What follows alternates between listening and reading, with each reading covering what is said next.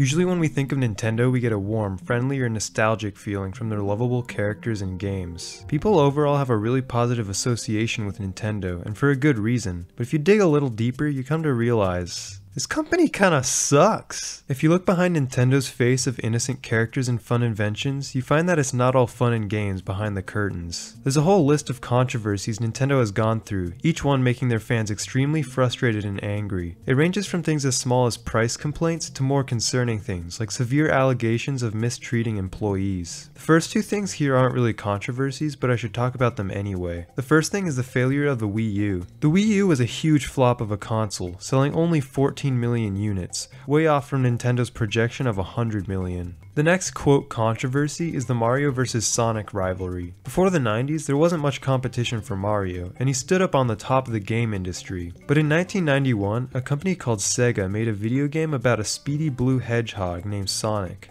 It's pretty clear now that Mario won the war, but at one point Sonic was actually beating out Mario. The rivalry between Mario and Sonic became really intense, so much so that the Nintendo of America headquarters had a plush Sonic hanging from a noose during the mid-90s. It can only be imagined how stressful the rivalry environment was for the employees in both companies, likely leading to many hours of crunch work. Okay, now let's get into some real controversies. Going into the launch of the Switch, hopes were high for Nintendo to retract a little from their anti-consumer practices. In some ways they did, like game sharing was added back, but in other ways they got way worse. Right off the bat, Nintendo got rid of one of the most beloved Nintendo features, the Virtual Console. The Virtual Console was a way people could play old Nintendo games on new systems like the Wii, Wii U, and 3DS. The best part about the Virtual Console was it was really easy for Nintendo to make money while keeping the fans happy. It's a simple exchange. Nintendo has to put in almost no effort to publish an old emulated game, gets money from the consumer, and the consumer gets to happily play said video game. Looking at this visual, you'd assume Nintendo would never stop this business model. It's just too easy, right? Right?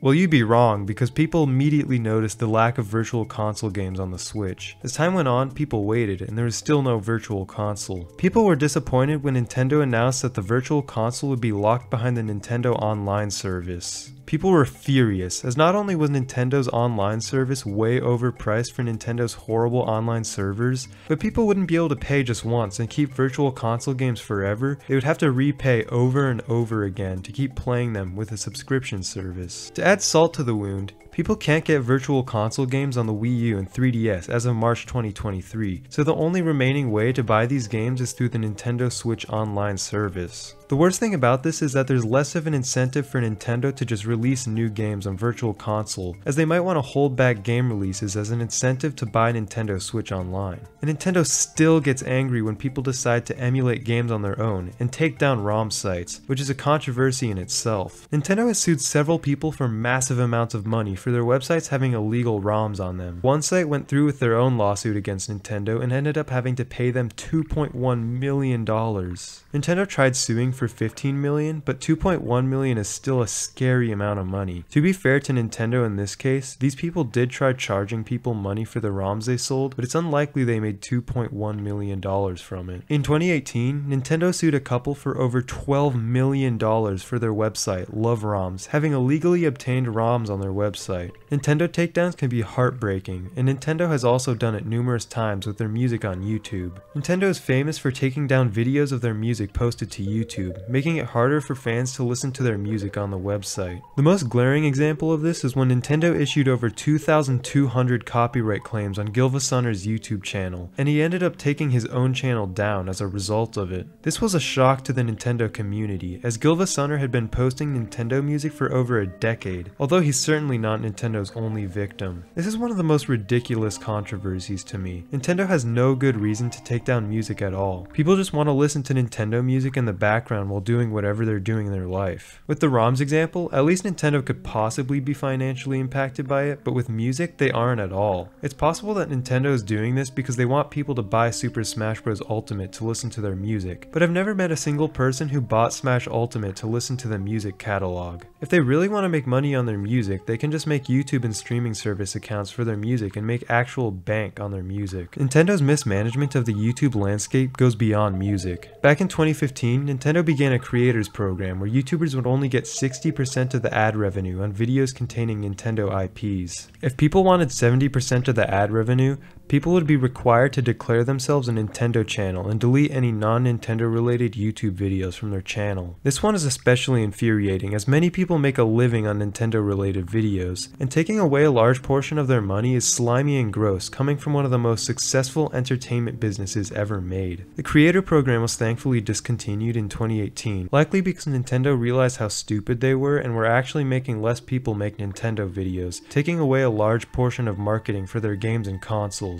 This was a big win for content creators when the program ended, but some areas of the Nintendo community are still deeply affected by Nintendo's decision making. The competitive Super Smash Bros. Community has been repeatedly whacked upside the head by Nintendo for years, and this behavior shows no sign of stopping. For context, Nintendo has repeatedly shut down Smash tournaments and have been difficult with people trying to hold tournaments with their Super Smash Bros. Games. This has led to large fighting tournaments, like EVO, to not be particularly excited about having Smash games in their tournaments, especially when the Super Smash Bros. Community has been involved in a lot of horrible drama in the past. Nintendo didn't approve of Smash to appear in EVO 2022, even when EVO was more than willing to include it this time around. Another egregious example of Nintendo's cancellation was when Nintendo tried canceling the Smash World Tour tournament weeks before it occurred. Nintendo explained that they simply wouldn't provide an official license to the tournament, but it seemed like they were trying to shut it down, especially because Smash World Tour claimed that Nintendo told them that the time of unofficial tournaments is over.